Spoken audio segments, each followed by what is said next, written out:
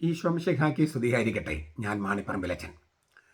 December 20 ലാത്രയിലെ വിശുദ്ധ പൗലോസ്.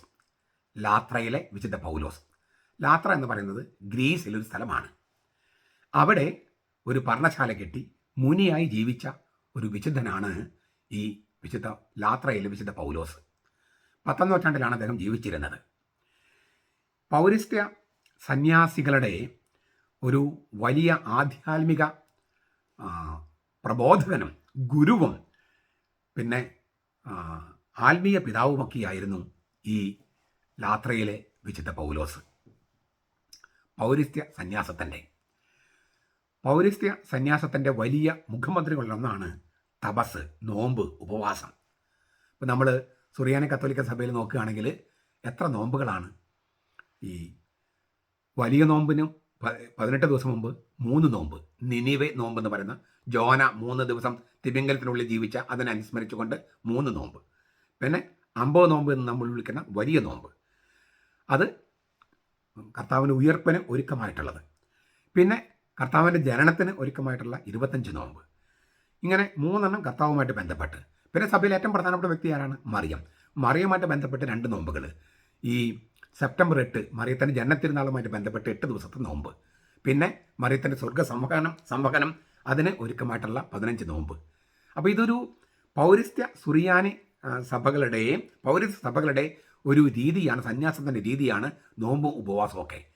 അത് ഈ സന്യാസികൾക്ക് മാത്രമല്ല, സഭയിൽ മൊത്തം പടർന്നിരിക്കുകയാണ്.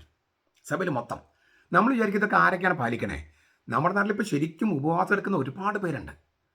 8 നോമ്പ് എടുക്കുന്നവരുണ്ട്, 15 നോമ്പ് എടുക്കുന്നവരുണ്ട്, 25 നോമ്പ് എടുക്കുന്നവരുണ്ട്, 50 നോമ്പ് എടുക്കുന്നവരുണ്ട്, 3 നോമ്പ് എടുക്കുന്നവരുണ്ട്. ഇത് കൂടാതെ ബുധനാഴ്ച ഉപവസിക്കുന്നവരുണ്ട്, വെള്ളിയാഴ്ച ഉപവസിക്കുന്നവരുണ്ട്. അപ്പോൾ ഈ സന്യാസികൾ ഇട്ട് തന്ന പ്രകാശം അതിപ്പോൾ സഭയിലെ ആളുകൾക്കൊക്കെ എത്തിക്കഴിഞ്ഞു. അതായത് വിശുദ്ധരുടെ സ്വാധീനം ഞാൻ പറയണേ. അതായത് വിശുദ്ധരിങ്ങനെ ജീവിച്ച് ഇപ്പം നമ്മൾ അത് കരിസ്മാറ്റിക് പ്രസ്ഥാനത്തിൻ്റെ കൂടി ഒരു കൺട്രിബ്യൂഷനാണത്. എത്രയോ പേരാണ് ഇപ്പോൾ ഉപവാസവും പ്രാർത്ഥനയുമായിട്ട്.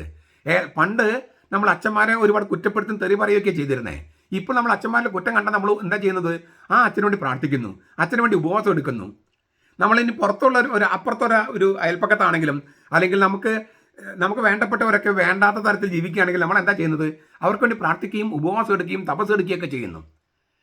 ഈ ചില കോൺഗ്രിഗേഷനകത്ത് ചമ്മട്ടി അടിയുണ്ട്, ഇപ്പോഴും ഉണ്ട് ചമ്മട്ടി അടി. ലൈറ്റൊക്കെ ഓഫ് ചെയ്തിട്ട് ചമ്മട്ടി അടിക്കുകയാണ്.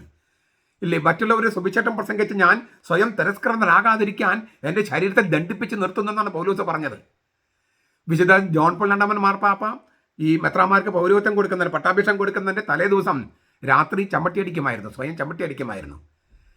സ്വയം നമ്മൾ അയോഗ്യരാണെന്ന് കർത്താവിന് മുമ്പിൽ പറയാനുള്ള, വെറുതെ ഇങ്ങനെ വേദനിപ്പിച്ച്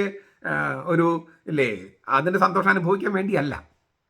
അതല്ല അതിൻ്റെ പോയിന്റ്. മറിച്ച് ഞാൻ അയോഗ്യനാണല്ലോ, എന്നിട്ട് നീ ഈ വർണ്ണിക്കാൻ പറ്റാത്ത അവർണ്ണനീയമായ രഹസ്യത്തിന് നീ എന്നെ വിളിച്ചുവല്ലോ, എന്നെ അത് പരികർമ്മം ചെയ്യാൻ എന്നെ തിരഞ്ഞെടുത്തുവല്ലോ എന്നുള്ള ആ എളിമ കർത്താവിന് മുമ്പിൽ എളിമയോടെ നിൽക്കുന്നതാണ് ഈ സംഗതി. ഞാൻ പറഞ്ഞു വന്നത്, സന്യാസത്തിൻ്റെ ഈ ലാത്രയിൽ വിശുദ്ധ പൗലോസ് പോലെയുള്ള ഒരുപാട് സന്യാസികളുടെ പ്രകാശം സന്യാസത്തിൽ മാത്രമായി നിൽക്കാതെ അൽമാരിലേക്ക് വ്യാപിച്ചിരിക്കുന്നു. അതൊരു ഗംഭീരമായ സംഭാവനയല്ലേ, ആധ്യാത്മിക സംഭാവനയല്ലേ? നമുക്കും അങ്ങനെ ആധ്യാത്മിക സംഭാവന നൽകാൻ പറ്റുന്ന തരത്തിൽ വിശുദ്ധരായി ജീവിക്കാൻ പരിശ്രമിക്കാം. നമ്മുടെ കർത്താവ് ഈശോ മിശിഹായുടെ കൃപയും പിതാവായ ദൈവത്തിൻ്റെ സ്നേഹവും പരിശുദ്ധാത്മാവിൻ്റെ സഹവാസവും നാം എല്ലാവരോടും കൂടി ഉണ്ടായിരിക്കട്ടെ, ഇപ്പോഴും എപ്പോഴും എന്നേക്കും. ആമേൻ.